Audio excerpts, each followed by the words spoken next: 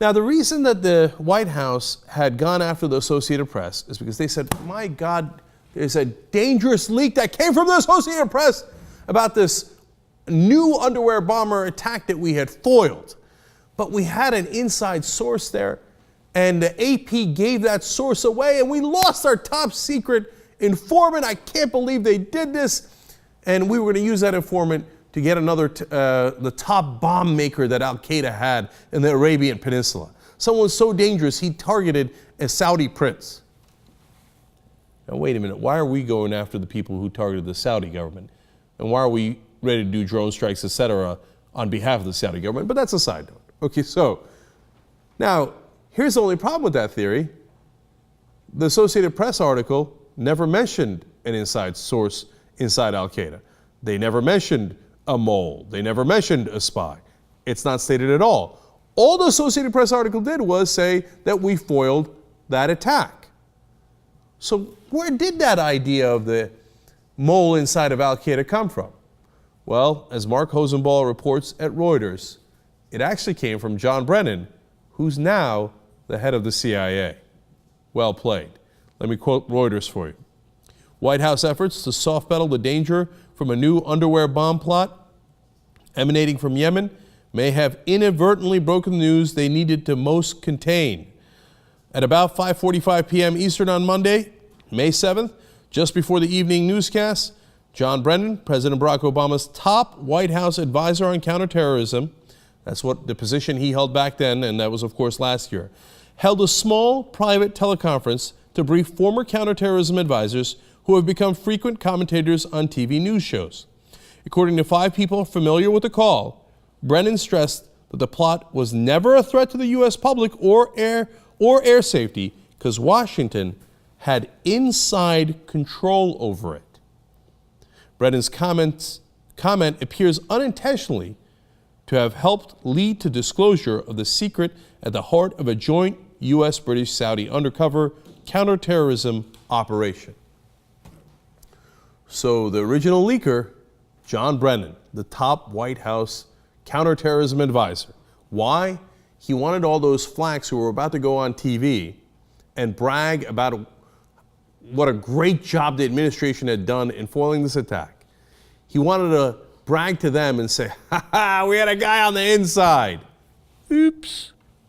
Since then, as I told you, he has been promoted.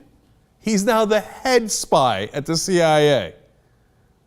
I mean, if it wasn't ridiculous, it'd be hilarious, right?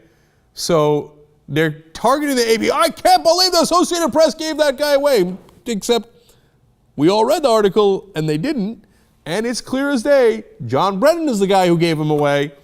By the way, Richard Clark is in that meeting. Richard Clark goes on ABC immediately thereafter and says, our government had inside control of the bomber, and it turned out that the guy who was going to do the bombing was our mole. And he took the bomb and he gave it to us. And by the way, the Associated Press held the story until he was safely out of the country, his handler was safely out of the country, and then we had used extra information from that mole to target and kill one of the top Al-Qaeda leaders in Yemen. And only after that leader was killed did the Associated Press run the story that they had been holding.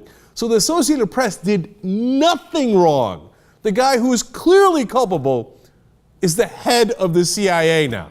And he got promoted after the fact. So all this brouhaha about, oh my God, I can't believe these irresponsible journalists are giving away top classified information is nonsense. It helps the Obama administration target journalists, try to turn them into bad guys, take away their First Amendment rights, while in fact, they're the leakers. That's the reality. By the way, if it wasn't for James Rosen and the whole Fox News nonsense, the Republicans would have let him get away with it completely. Now, it's not theoretical. We have him on tape. This weekend, Mitch McConnell went on the Sunday talk shows. Listen to what he said. Actually, I do think these national security leaks are very important, and it looks to me like this is an investigation that needs to happen because national security leaks, of course, can get our agents overseas killed. What I am supportive of is investigating national security leaks that endanger Americans around the world. anytime you are leaking national security information that endangers Americans around the world, it's a serious matter. If you didn't get that, that was Mitch McConnell for the first time in his life defending the Obama administration. These national security leaks are very important and very serious. So by all means, go after the Associated Press, go after journalists, go after the reporters. We're Republicans. We hate reporters. Justly, unjustly, it doesn't matter.